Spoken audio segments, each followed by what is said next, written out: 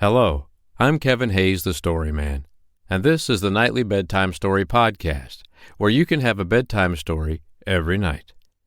Tonight's bedtime story is Little Red Riding Hood, written by Charles Perrault. I hope you like it. Little Red Riding Hood. Once upon a time, at the edge of a big forest, there was a tiny cottage. In it, there lived a little girl with her mother, who was so sweet and pretty and good that everybody loved her. Her grandmother, who was very fond of her, made her a little red cape and hood. Because she always wore them, she was called Little Red Riding Hood.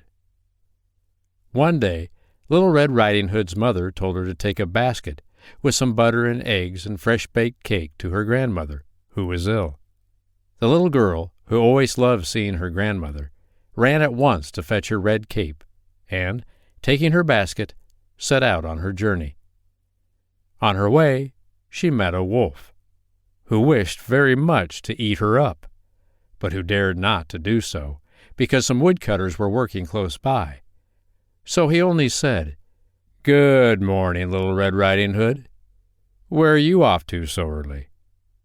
Little Red Riding Hood, who did not know how dangerous it was to talk to a wolf, replied, "I am going to see my grandmother, who is ill in bed, to take her some butter and eggs and a fresh-baked cake that my mother has made for her." "Where does your grandmother live?" asked the wolf. "In the little white cottage at the other side of the forest," answered Red Riding Hood. "Well," said the wolf, "I am going that way too. If you will let me, I will walk part of the way with you." So Little Red Riding Hood, who suspected no harm, set off with the wolf down the path to her grandmother's house. Presently, Red Riding Hood stopped to gather a bouquet of wildflowers for her grandmother, and the wolf, who had thought of a plan to get the little girl for his dinner, said, "Good morning," and trotted away. As soon as he was out of sight, he began to run as fast as he could.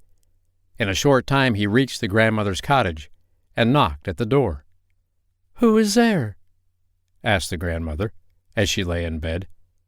"It is Little Red Riding Hood," answered the wolf. "I have brought you some butter and eggs and a fresh-baked cake which Mother has made for you." "Come in, my dear," said the grandmother. "The door is unlocked." The wolf opened the door and sprang upon the poor grandmother, and ate her all up. Then he put on her nightcap and got into bed, and lay down to wait for Red Riding Hood. Very soon there came a little soft tap at the door. "Who is there?" called out the wolf. "It is Little Red Riding Hood, grandmother dear. I have brought you some butter and eggs, and a fresh-baked cake which Mother has made for you." Then the wolf called out, disguising his voice as much as he could. "Come in, my dear," called the wolf. "I am in bed, but the door is unlocked." Little Red Riding Hood opened the door and went inside.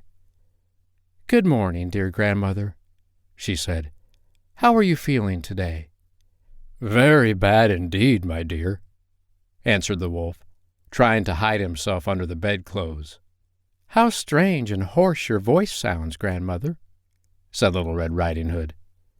"I have got a bad cold, my dear," said the wicked wolf. "Grandmother, what big eyes you have!" exclaimed Red Riding Hood, surprised to see how strange her grandmother looked in her nightclothes. "The better to see you with, my dear," said the wolf. "Grandmother, what big ears you have!" "The better to hear you with, my child."